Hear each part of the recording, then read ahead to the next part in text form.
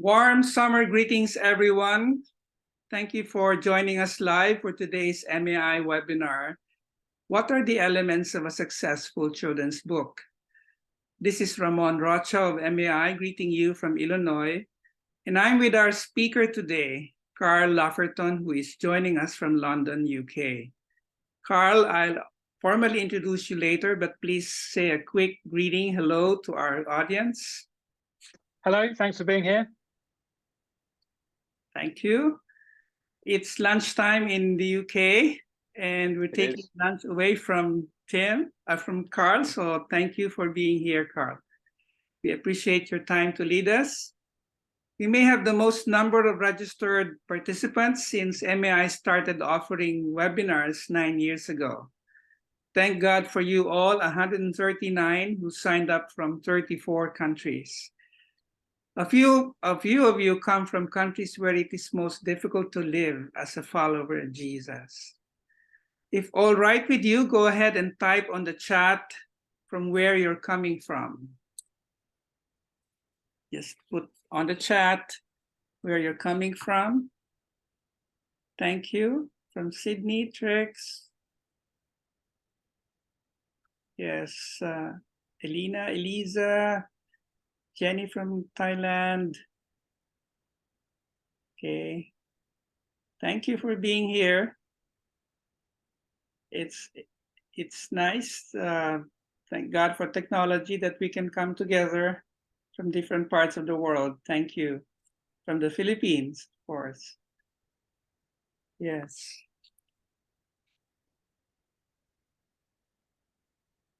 And welcome to those of you who have joined us in an MAI webinar for the first time. MAI's mission is to help equip and encourage global Christian writers and publishers to create life-transforming materials in their heart language and in their local context, so that these publications will help strengthen the church and impact society. We trust that today's webinar will especially be helpful to writers, editors, and publishers of children's materials. Books for children are special. They impact the hearts and minds of young readers. But the adults who read these books to children are impacted as well. Writing and publishing children's books is challenging. The text could be simple and yet profound. The illustrations must be appealing and connected to the text. They could be colorful, but expensive to publish. We are blessed to have Carl Laferton address these and other related issues and to share with us the elements of a successful children's book. To our participants, please engage with us via the chat for your comments and use the Q&A for your questions. Carl Laferton is Editorial Director at the Good Book Company based in London. He is the best-selling author of children's books, The Garden, The Curtain, and the Cross, and God's Big Promises Bible Storybook, which will be launched this September. Thank you, Carl, for being our presenter today. Please take it away. Well, thank you very much, and it's a genuine privilege to be asked to speak to you guys today. Just seeing the countries pop up in the chat just now. Thank you for all you're doing. I'm aware that I sit in London, UK. It's pretty easy to be a Christian here. It's a lot harder to be a Christian in a lot of the contexts that you guys are in. A lot harder to be a Christian author or publisher as well. So I hope that some of what I say today will be useful to each of you. We're from clearly a great variety of nations and cultures and areas of publishing. So I apologize in advance that I probably won't cover everything you're hoping I will, and that in plenty of instances I might not be able to answer your particular burning question. But having said that, I'll talk about 40 minutes or so, 35, 40 minutes, and then we will have a time for Q&A. So hopefully one way or another, this will be useful, helpful, informative, and hopefully a little bit inspiring to each of you. Just as as we start. When I'm thinking about kids publishing, I'm coming at it both as a sort of a publisher with an editorial emphasis, because I oversee the editorial work here at the Good Book Company. I'm coming at it as an author as well, as Ramon mentioned, and I'm coming at it from an English-speaking Western context. We do a lot of translations and co-editioning work, but I'm aware constrained by our own culture to an extent, and mine is British English-speaking, Westernized. But wherever you are and whichever language, whatever your cultural context, I do want to make the claim that kids book publishing is more important than a lot of us, including me, tend to think that it is. And that's not because the market is growing, though it is in almost every nation. The market for kids books, and including Christian kids books, is growing. But that's not why it's so important. It's so important because when we publish or write or publish a Christian book for children, we are speaking to heads and hearts, and we are forming worldviews for life and for eternity. Just to start my presentation and share a verse with you that you'll probably recognize. Start children off on the way they should go, and even when they are old, they will not turn from it, said King Solomon about 3,000 years ago. He wasn't wrong then, and he's not wrong now. And kids publishing is about starting children off on the way that they should go. Aristotle said, "Give me a child until he is 7, and I will show you the man." More recently, Frederick Douglass in the States grew up a slave and then freed, and advocated strongly for abolition and the rights of all people. It is easier, he said, to build strong children than to repair broken men. And finally, in the last century, the First Lady, US President Johnson's wife, said this in about the 60s: children are likely to live up to what you believe of them. My point is simply that writing Christian content for children, publishing Christian content for children, is one of the best things that you can give your life to. You're shaping young lives, you're showing Jesus to young lives, and who knows what those children will grow up to be and grow up to do for the kingdom, and you're shaping eternities under the lordship and sovereignty of God. So, like all good talks in the Christian world, at least in the bit that I sit in, I have 3 points for you today. And here is the first, and it is simply the message matters most. And by that I mean that we should care about the content of a children's book in Christian publishing even more than we care about the content of an adult book. And yet I find that if I read a book review of an adult book on a good Christian website or a good Christian publication, and then I read a review of a kid's title on the same ministry or magazine and so on, the doctrinal content of the children's book tends to get a much easier ride. So you'll often read reviews of adult Christian books where the doctrine, the message, the theology and stuff is really picked over, and that's right. But kids' books tend to get a freer pass, shall we say.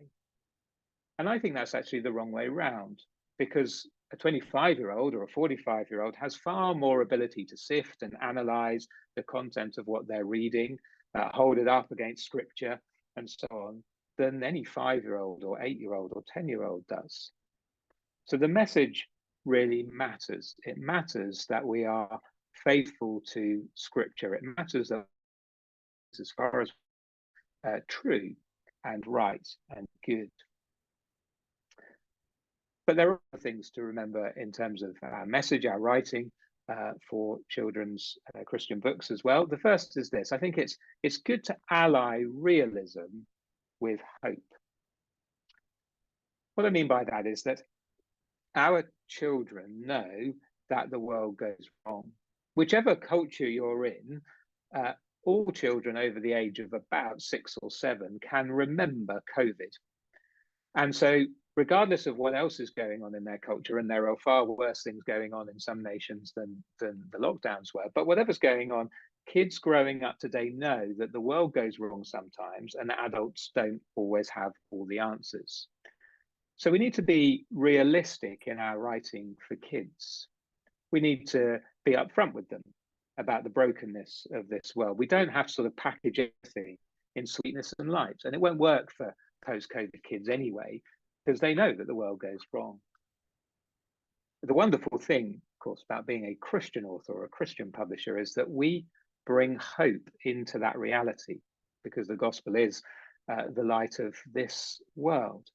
The gospel shines most clearly in darkness. And so we need to make sure that whatever else we're doing in our publishing, in our writing, we are giving kids Christ. And it's easy in Christian kids publishing to end up writing great stuff that teaches kids to be good, or teaches kids to be better, or teaches kids more confidence. And all those things are not bad things. But the unique thing about Christian publishing is that we can offer Jesus. So whenever I'm writing, whenever I've got my editorial hat on and I'm looking at submissions coming into us and so on, what I want to see in a kid's Christian book is that it is offering them the light of the world in one way or another. It is being realistic about the world that kids inhabit, but it is giving them the only true hope. But it is giving them that hope in a way that truly connects to their lived experience.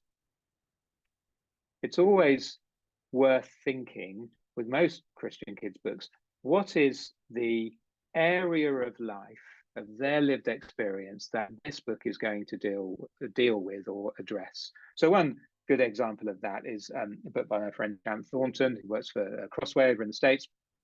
He wrote a book a few years ago called Why Do We Say Goodnight? Now, this is a book for young kids who are scared of saying goodnight.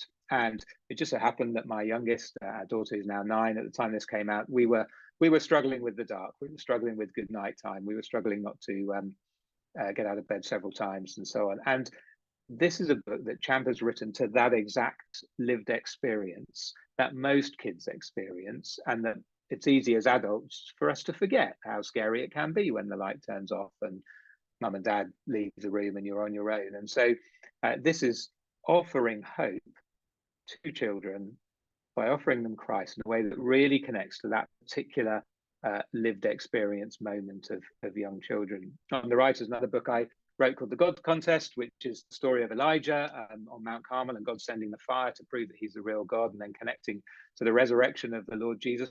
I wrote this because my son came home from school. He'd just started school. He was 5 years old, and he was meeting loads of kids in his class who we live in a very multicultural area of London, and he was meeting loads of kids for the first time, really, who had very different beliefs about whether there's a God and who God is and how many gods there are and how you can know and so on. And so he came home and said, well, how do I know that our God is the real God? And I ended up telling him this story, and it turned into a book. But again, it's trying to connect the lived experience or the lived tensions of a child to the book that we're writing and the way that we're introducing the Christian faith to them. So first thing, ally realism with hope in a way that connects to lived experience.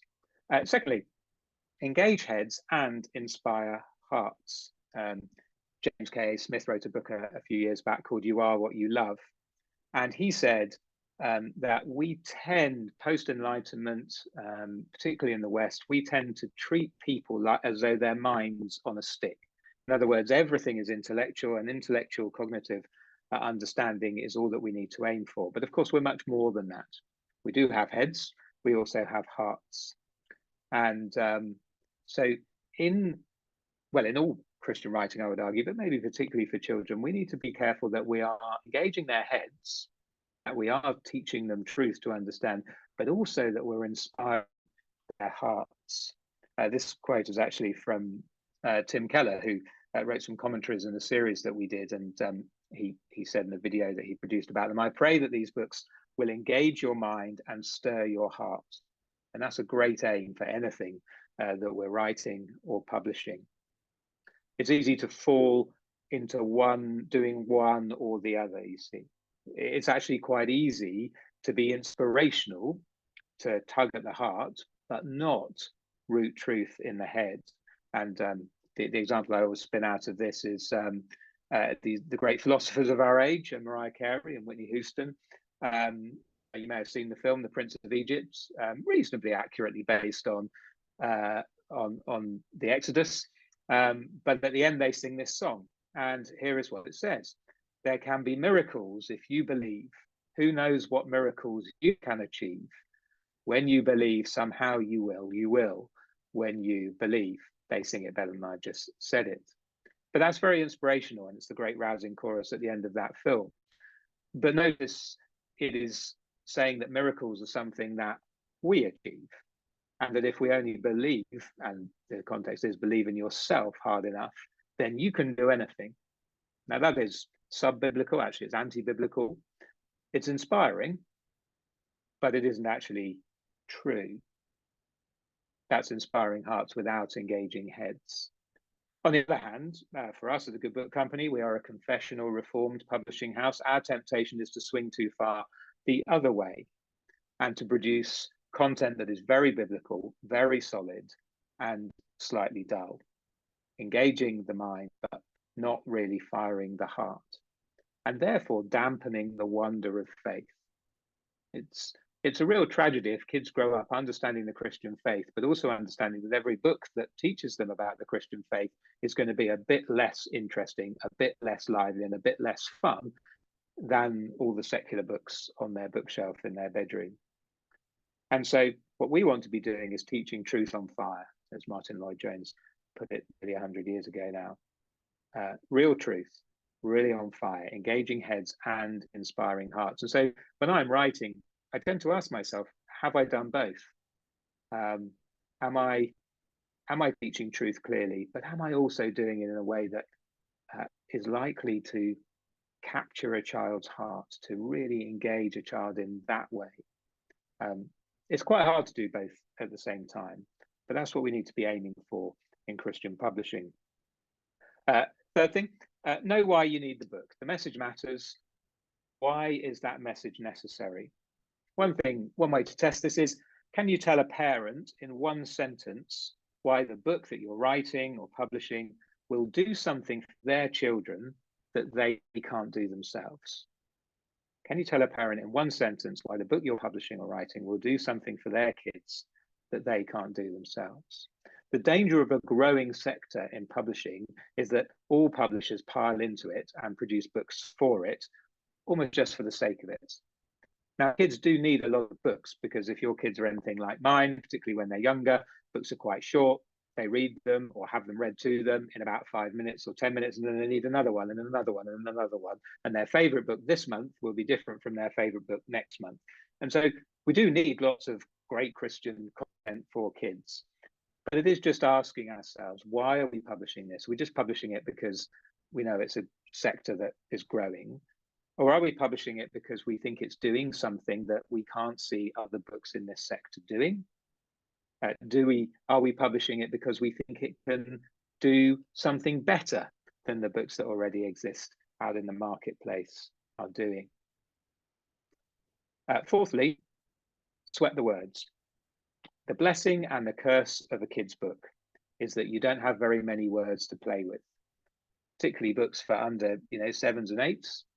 They'll tend to have maybe 600 to 1,000 words, absolute maximum.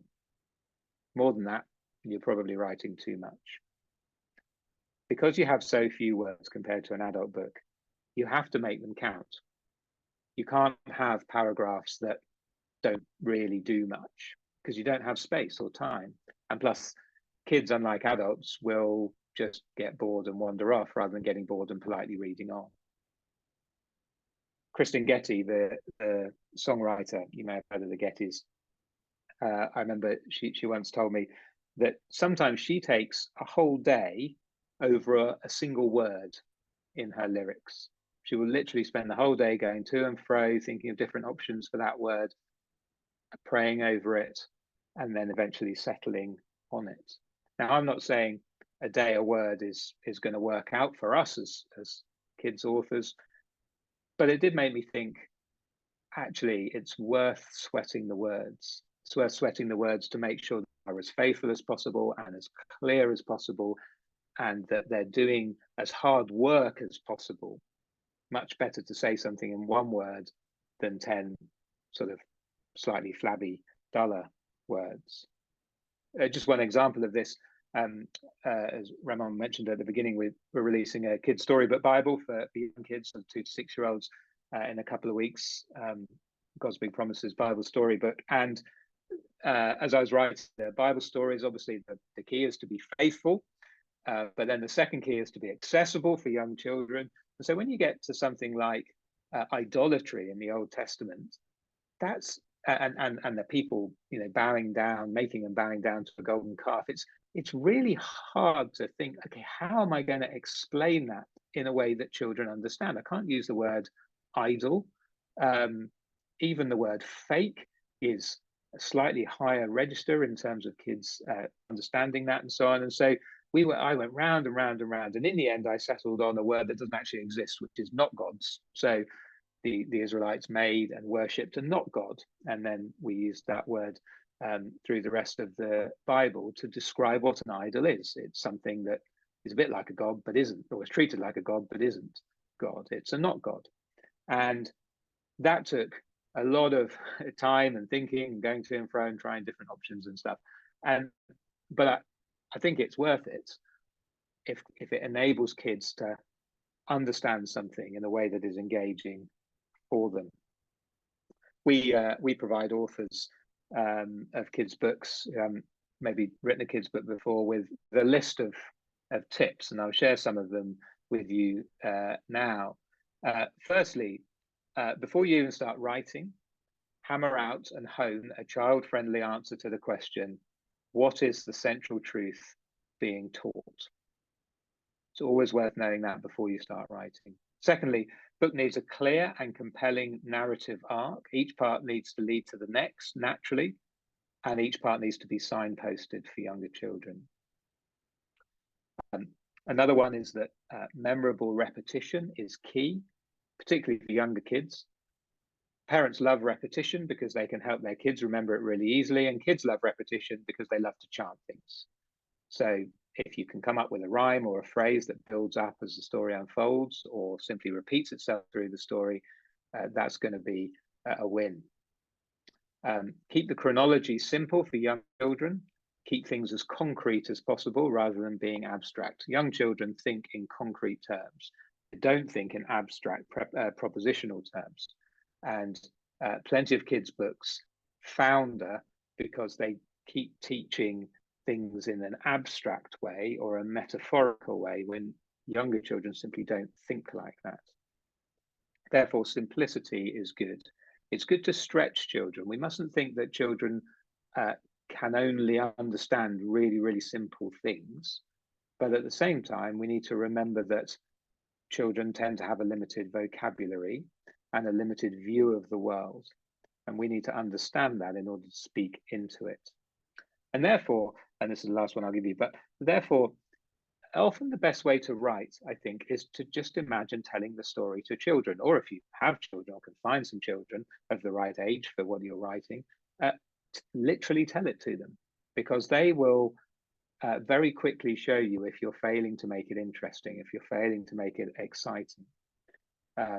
If there's no tension in your book, they will lose interest, or if there's no humor instead of the tension, they will lose interest and so on. So I think often, certainly when I sit down to write, my brain sort of switches to another mode, but actually I have to fight to keep it in there. Let's imagine that my nephews and nieces are here, or let's imagine that my own kids are here.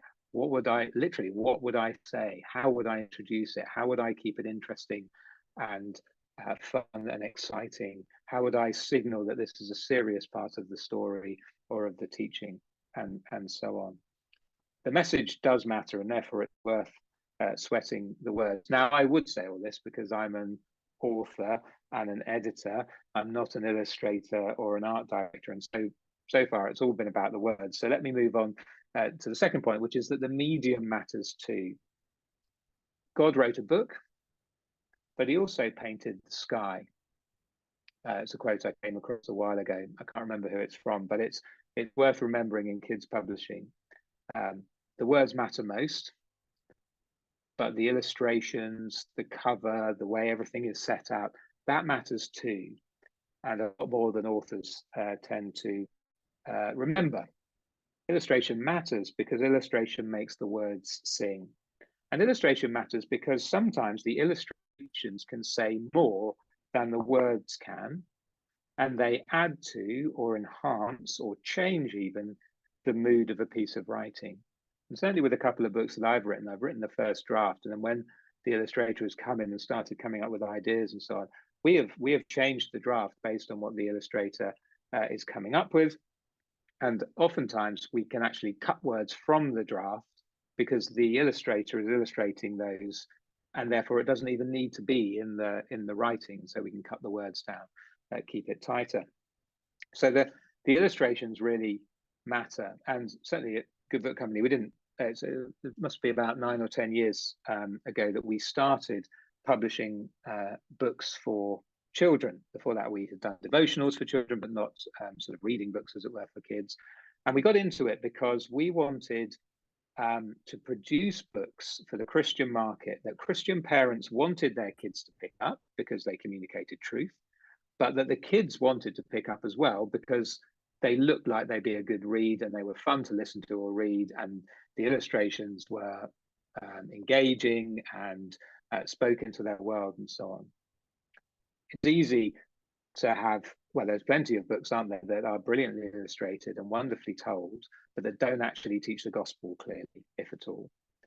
Then there are plenty of books, dare I say, that teach the gospel very, very faithfully, very, very clearly, but are frankly a little bit dull. And therefore kids don't really want to read them. So our aim is to have a book that kids will pick off their bookshelf and want to read or want to have read to them, that their Christian parents will be delighted that their kid has chosen for bedtime reading. And it's actually the illustration style, as much or more than the writing, that will cause kids to approach books in that way. So here is Lion, the Witch and the Wardrobe. This is a cover from the, I think from the 60s. And it's just very dated. And if we come up with things like that now, and obviously our cultural context will dictate a lot about how covers and illustrations need to look and work and function and feel and so on. But certainly in my context, that is not a book that my children would pick up in a bookstore. That is not a book cover that they would be particularly drawn to. You compare it with more modern covers. The one on the left is one we published earlier this year about retelling the story of King David and King Saul and Jonathan. A book in a way, and I'm not saying it's not going to sell as well as The Lion, the Witch and the Wardrobe, but it's aimed at very similar age kids. But you can see the difference on the cover, and I know which one my kids will choose to pick up. In the middle is another book by Champ Thornton, The Radical Book for Kids. Again, it's worth grabbing that if you can, get a copy and just seeing how it's been illustrated, how it's been laid out, how the visuals work to really grip kids and draw them in and draw them along. And then on the right-hand side is The Garden, the Curtain Cross that we did a few years back now and has done very well. And mainly, frankly, because the illustrator, Catalina Echeverry, is absolutely brilliant. And so she has illustrations that are really fun for little kids to look at and engage with. So this is her Eden picture. You can see there are some, we might be able to spot there are some animals there playing hide and seek, just having fun because Eden was full of joy. You can see the sort of the sunbathing hippopotamus and crocodile, again getting at the idea that animals are living in peace, but doing it in a visual way, in a way that's fun for kids. You can see Adam and Eve having a swim together there.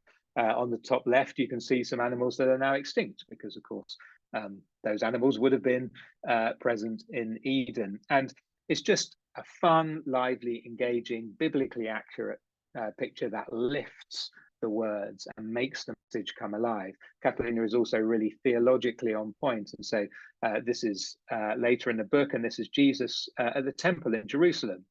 And you can see he's just twisted round with one of his disciples there, and he's looking at a goat, a lamb that is being led towards the altar.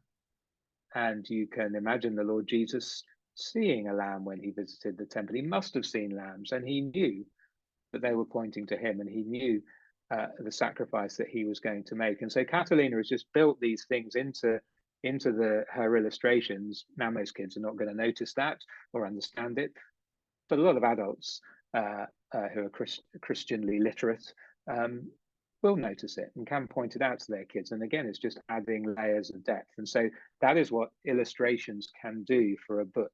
They can take a decent script and they can really make it come alive. And so my point is illustration really matters. Here are some things that we've learned about choosing illustrators and then working on illustrations as we go through the process. The first is it's a team game. Our best books, I think, are where the author has been involved, the illustrator has been involved, we've had an art director sitting in between them, listening to both, allowing the illustrator to have creative ideas, but reining them in when necessary, allowing the author to speak into what their vision is, but not letting them completely dominate the illustration process. So that the writing and the drawing, if I can put it like that, are each shaping the other without either dominating the other. It is a team game, or it works best when it's a team game. Second thing is it's worth remembering the audience. Now I know that where you're sitting as you listen to this, what good illustration looks like will be very different depending on your particular cultural context. But wherever you are, I think it's worth remembering that illustrations are meant to be for children. But illustrated books for children tend to be bought by millennials, in other words, their parents. But the people who are choosing the illustrations, in other words, senior people in publishing houses, tend to be boomers. I don't know if those three descriptions translate to your particular context. What I mean is that illustrations need to be illustrations that kids appreciate. But the choice about whether to buy that book is being made by somebody in their 30s.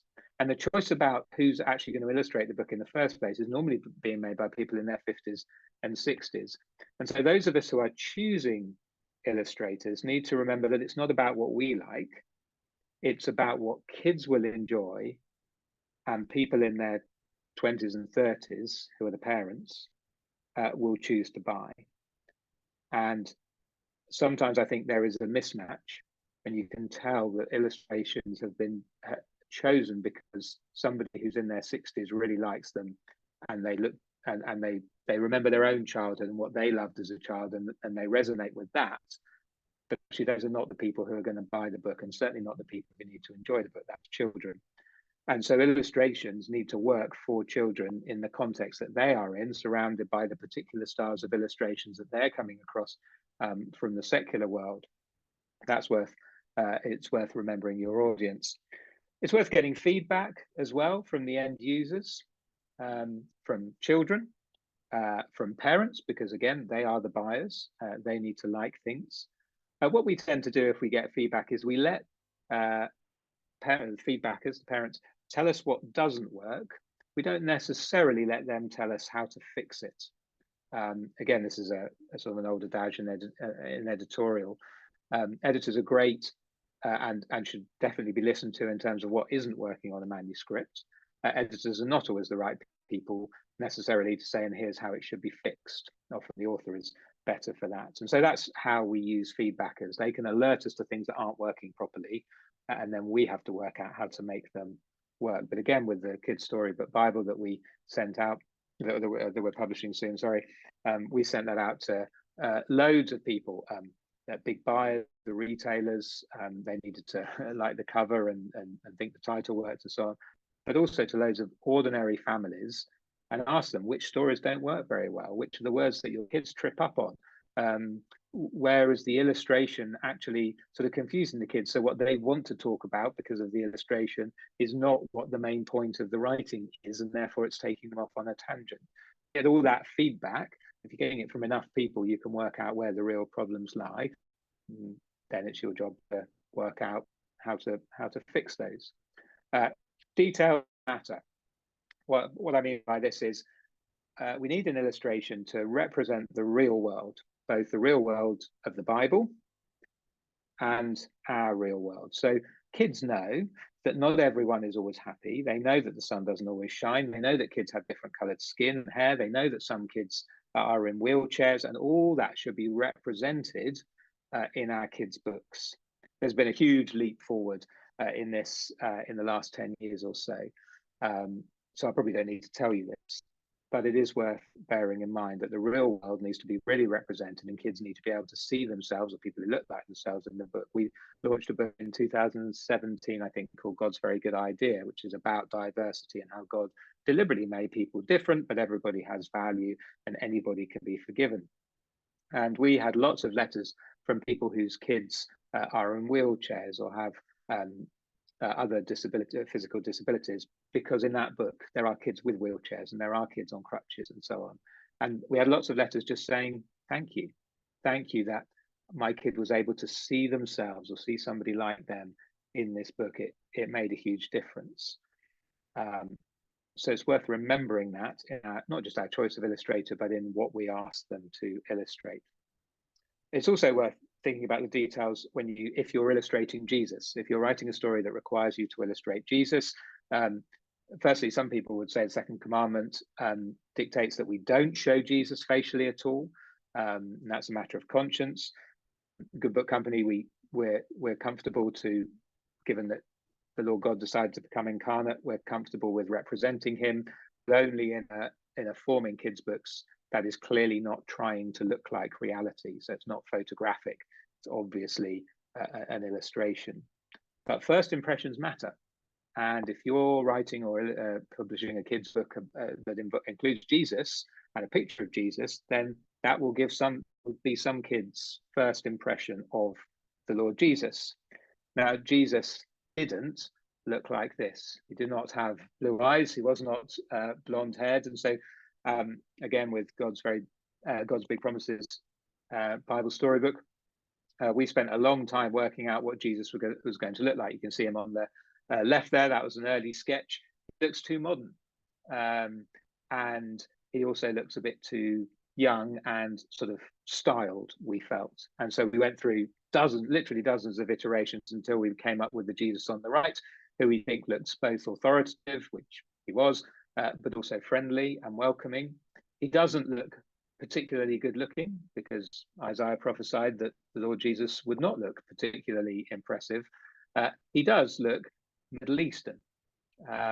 He doesn't look like he grew up in Britain or Sweden or somewhere like that. And again, we're trying to represent, we don't know what Jesus looked like, but we don't want to portray him in a way that we know he didn't look, or portray his character through how he looks in a way that is alien to the Gospels. Last thing, let me go back. Last thing, illustrations take time. Don't rush choosing an illustrator. It's best to take your time on that. And it's wise not to rush an illustrator. If they need a little more time, it's probably worth giving them a little more time to get things as good as they can be. Though it is always worth reminding illustrators of the timings that you and they have agreed to if you're a publisher. Thirdly, and much more quickly, it's worth remembering that a kid's book can be much more than a book. I mean this in two ways. One, it's worth having an eye to what we call derivatives or spin-offs. For example, if you're producing an illustrated kids book for 3 to 6 year olds, probably you can turn that into a colouring book or an activity book. Probably you can write a simpler version that can become a board book. And these are all different paths to the main book, but they're also different ways to underline the message of that book. And also, if you bring them out, sequentially, one a year or so, they're keeping the idea of that book in buyers' minds, in retailers' minds, in parents' minds. And it's just worth saying, if you're a publisher, that if you're buying the rights to the illustrations from the illustrator, in other words, you're paying them a flat fee, then repurposing those illustrations in colouring books and board books makes commercial sense, because you already own those images, you can use them, and then obviously all the income comes to you as the publisher. So it's worth thinking when you're thinking about writing a possible kids book or publishing, what would be the sort of the spin-offs that we might be able to produce, or that we would commit to producing, that will help the book reach the book's message, I should say, reach a wider audience and encourage people towards buying the main book. We think about two types of derivatives. One is simply repurposing the content. One is simply repurposing the content, activity books, board books, audio, that kind of thing.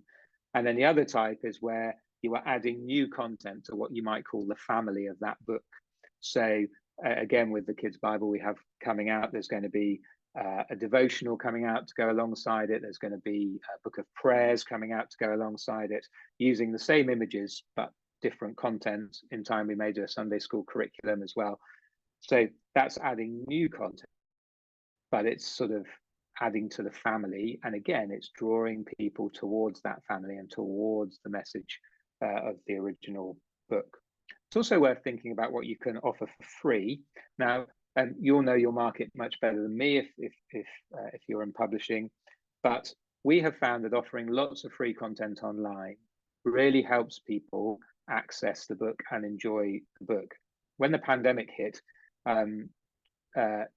parents were desperate for anything that they could do with their kids because they suddenly had them at home all the time. And so we just decided, just to help, basically, that we would offer everything, all the wraparound resources, activities, that kind of thing, for free for a while. We have read-along videos of a lot of our kids' books. We offered those for free for the first time.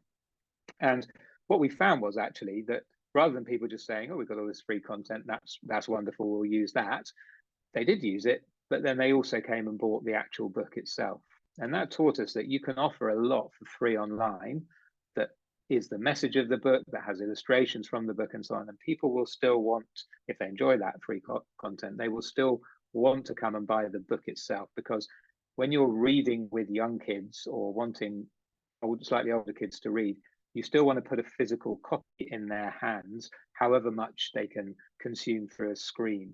So it's worth thinking what is worth offering for free that will both help families or Sunday school leaders or whatever, but also encourage sales of the book itself. It's more than a book, is my point, but it's more than a book in a second, and this is where I'll finish. A second and much more important way.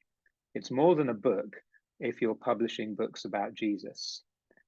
Because as I started, when we publish books that speak truth about Jesus in a way that connects with children and that is beautiful for children, we are actually living and working in line with the heart of the one who said, let the children come to me, and who took them in his arms and welcomed them and blessed them.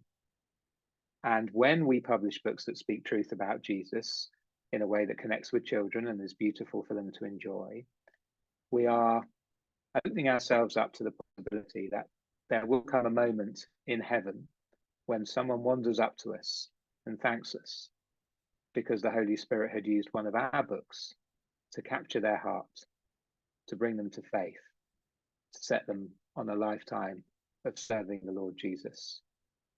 And there can't be much more exciting than that prospect. So thank you for coming today. Thank you for all you're doing, whatever it is that you're doing in the area of writing or publishing for kids, because by God's providence, you're changing lives, not just for this life, but for eternity. Now that's everything I've got. But if people have questions, I think we have a little bit of time. I've spoken for too long, I always do that, but I think we've got a bit of time, and I'll do my best to answer, and I'll be very honest if I don't have a decent answer. Thank you so much, Carl. Pleasure. Yeah, you've given us so much and so much to think about, and I'm sure our audience were inspired, and Susan said practical tips. One challenge, especially for publishers in developing countries, is the cost of producing children's books. Is there another way to doing it? Yeah, the cost of colored, full color books, at the same time wanting to price your books affordably to your audience, to your market. Yeah, well, if I had a helpful answer to that, then we would all be, yeah, I wish I did. I suppose a couple of things worth saying are, if if you need to get Illustrator costs down, because that's always the problem. One of the problems is you need upfront money to pay an illustrator. If you want to get the cost of the upfront down, you can offer them a royalty, just as authors. So good book companies grown rapidly over the last 10, 15 years, but we used to be very, very much tight for money, short of money. And so there are a few deals we've done where we offered a very generous royalty to an illustrator in order for them to be able to feel they didn't need to charge us as much up front.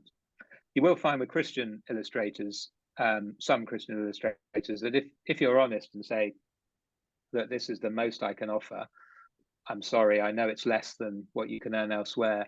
A lot of them will be very excited to illustrate kids' books that are based on, the gospel, and may do it for less than they would do their secular work.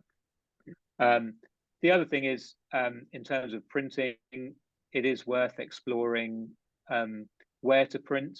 In country, at least for us, is very expensive. We never print in the US, and most of our sales are in the US now. We never print there.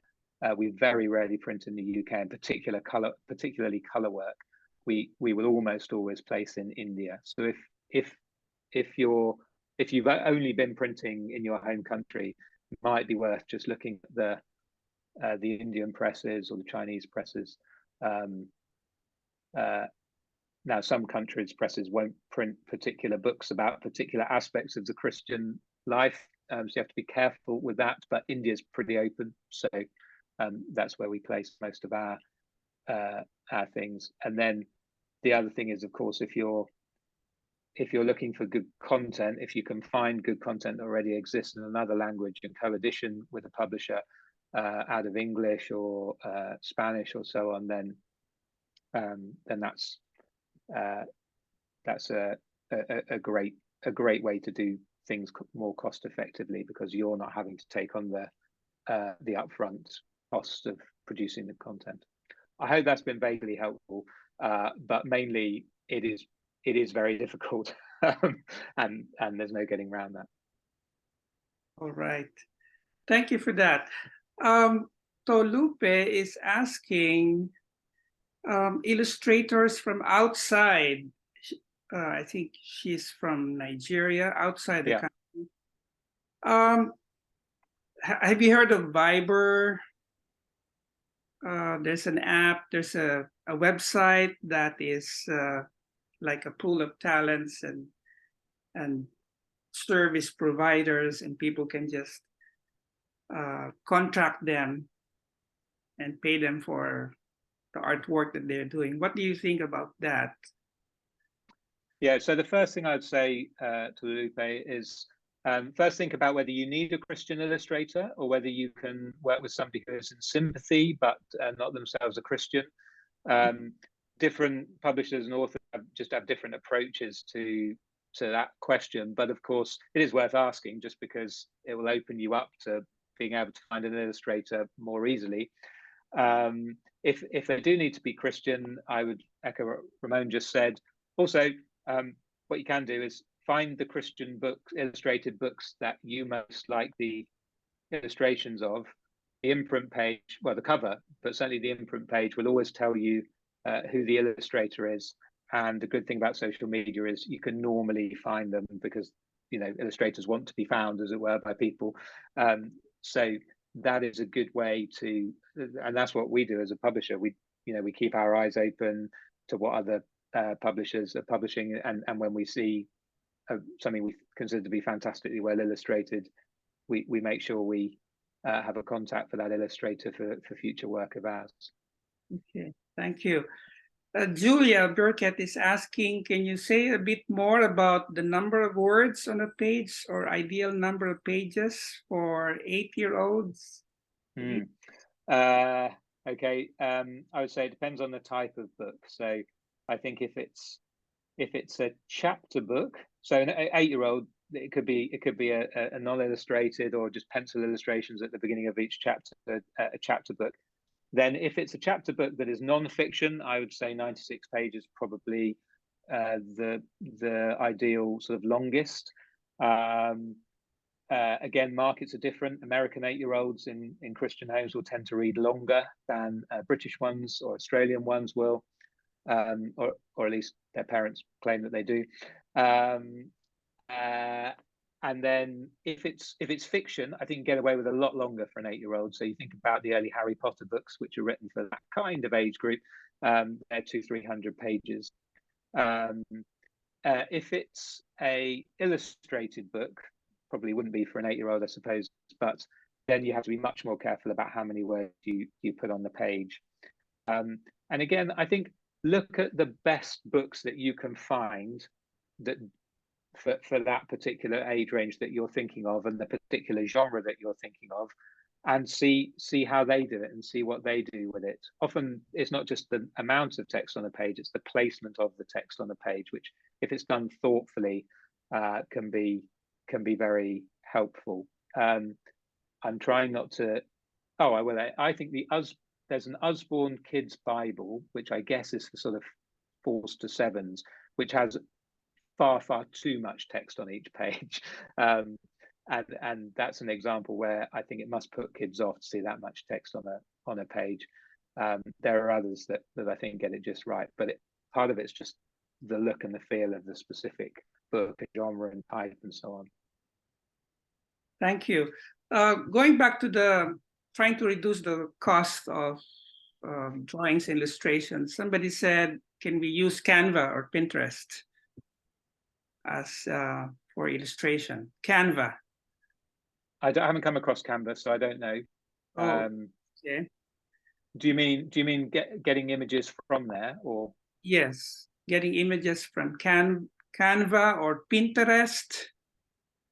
So if you're talking about images that are in the public domain and anyone can use, yeah, that's one way that you can do it. Your illustrations will be nowhere near as good, frankly, because you will find it harder to suit them for the words and the purpose. And also, if they're in the public domain, then anybody can use them, and that is potentially difficult later on. It would mean that people could virtually copy your book if they wanted to, and be able to really stop them. Yes. Joanna Nicolas is asking, can you please share tips on how writers and publishers can create children's books that address sensitive issues such as gender identity, abuse, trauma? How can we be realistic but still hopeful, truthful but not preachy? Yes. Well, thank you for the question, because I think we do need to be giving kids Christian content on these difficult areas. It is hard, but it is essential. I think I would say it's worth knowing in your particular context what your education system is teaching kids and at what age about things like gender identity, sex, bullying, those kind of things, because whether we like it or not, if they're being taught those things younger, then we need Christian content that helps them with it at that age. Mm-hmm. I think one of the things we could probably do more is to be teaching about these areas, but in a really positive way. So rather than teach how terrible it is that people have sex outside marriage, teach about marriage, teach about how great marriage is, teach about the fact that God has designed sex for within marriage in a way that's age appropriate. I think if we can give particularly young kids a really positive view of their body, their gender, what marriage is, what friendship is, and so on, then that will enable them to see the lies of the world as they come in, and has given them a positive framework, and parents are really grateful for that. And then I think you've got to write, or try to write, in a way where kids who know what you're talking about know what you're talking about, if I can put it like that, but kids who don't yet know because their parents haven't yet introduced them to those concepts or realities or whatever, it will just sort of go over their heads a bit more. So again, books on gender, if you're teaching positively, we had to tell our kids fairly young about sort of transgender things, but we try to do it in a positive way, and therefore books that do the same, our kids sort of connect the dots. But a kid that hasn't yet been taught about that, it will just sort of go by them. I think that's one thing that's important for younger kids. But I think, again, your cultural context will dictate what you say, how much you say, and how you say it. One more thing I think it's worth, as Christians, particularly if our culture is moving towards non-Christianness or anti-Christianness, it's easy for us to get angry and negative.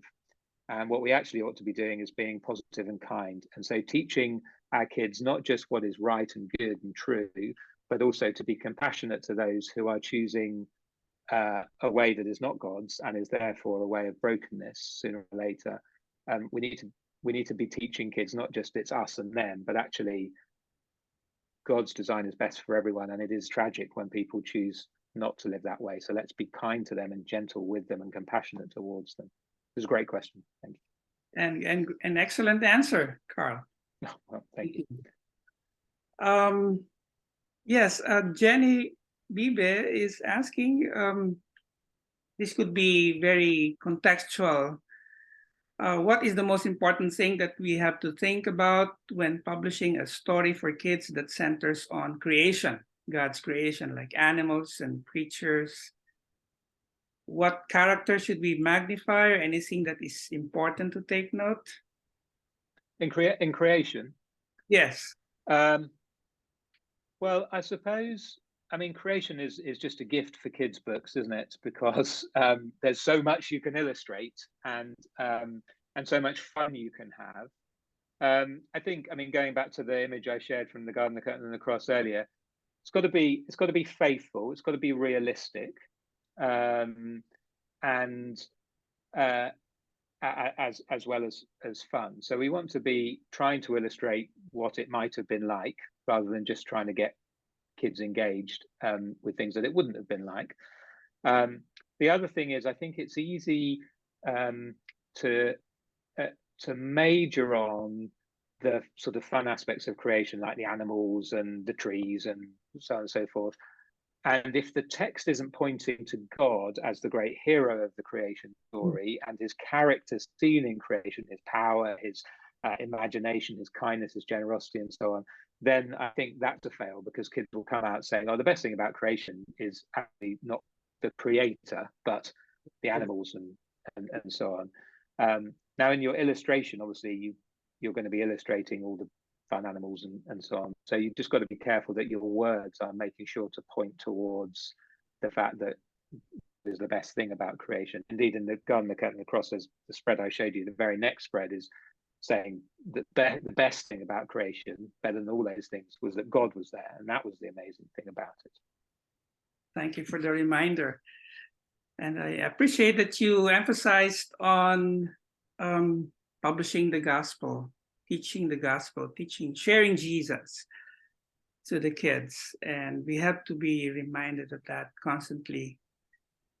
Yes. So Lupe, we're sorry, MEI is not a publishing house. We could not. We're a training agency. And somebody asked if the Good Book Company is accepting unsolicited book proposals. Yes, we do.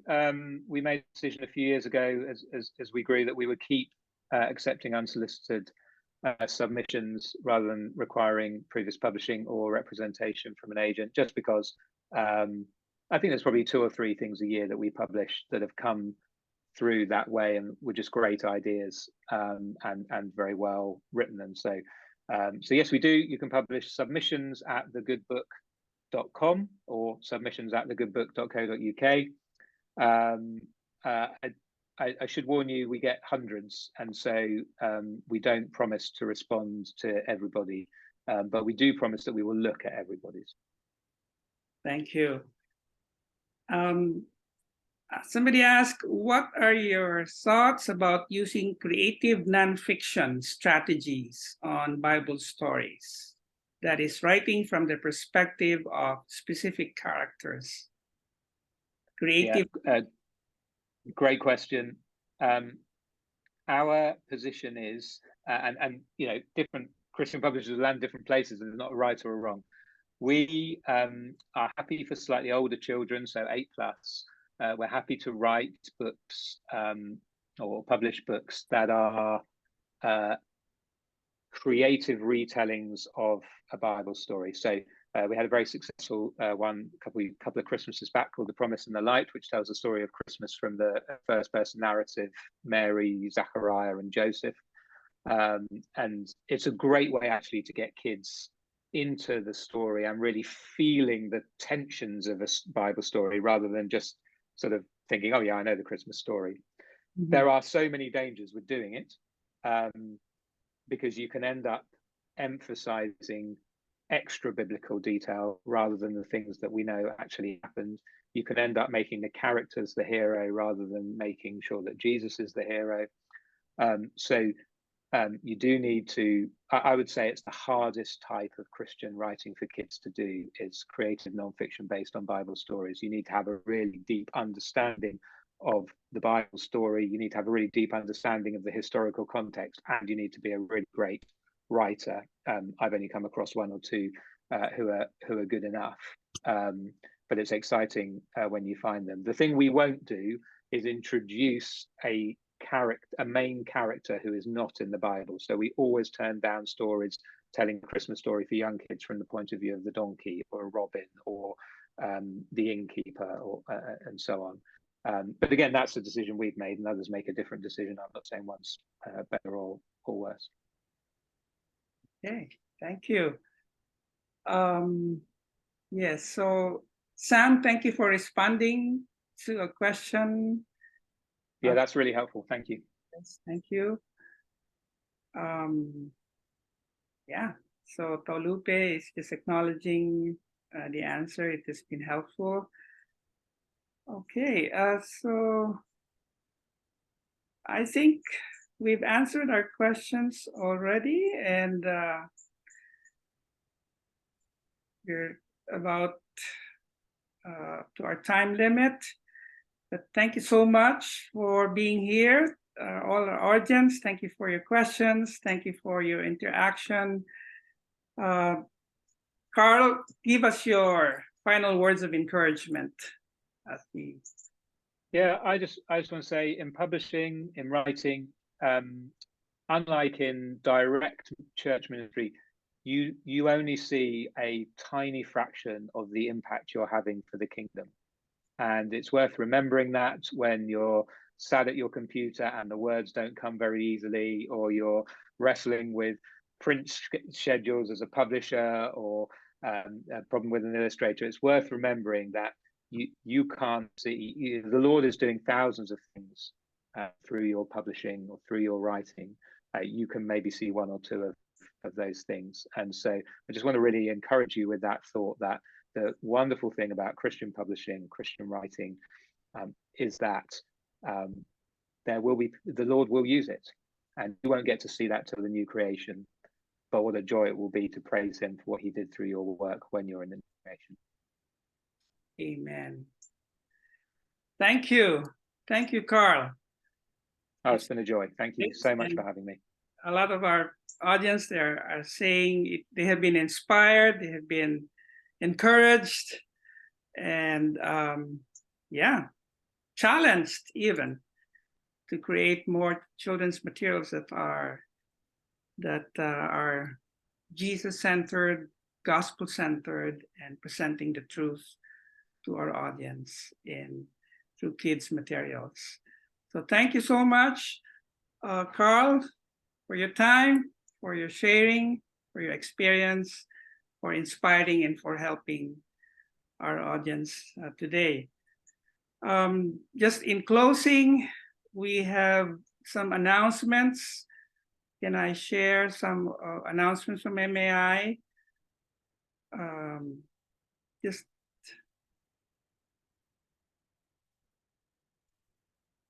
Okay. We have conferences in different regions. One is the Balkan Forum in Sofia, Bulgaria, from September. Let me close this. sorry. Yeah, September 6, 14 to 16. So if you are from the Balkan region, you are invited. Please go to our website, maiglobal.org, for more information. Publishing for troubled times in Thailand, April 7 to 11, from MAI Asia. Take note of the date, April 7 to 11 in Bangkok, Thailand. We have Lit Africa this coming November 5 to 9 in Botswana. If you're from Africa, you're invited to come to Lit Africa 2023. And save the date for Lit World. This will be in Puebla, Mexico, November 3 to 8, 2024. So thank you for joining us today. We will send you the link to the recording. And for those of you who were not able to join us live, if you would like to review the sharing of Carl, again, I will send you the link to the recording. And Carl, I'm not sure if I could get your PowerPoint and share with those. Okay. Please. Yes, absolutely. Yeah, sure. Send it to me so I can send it to everyone as well. So have a good day, everyone. Thank you for joining us. And God bless you in your publishing. And may the Lord continue to encourage you and equip you. God bless you all. Thank you, Carl. Thank you.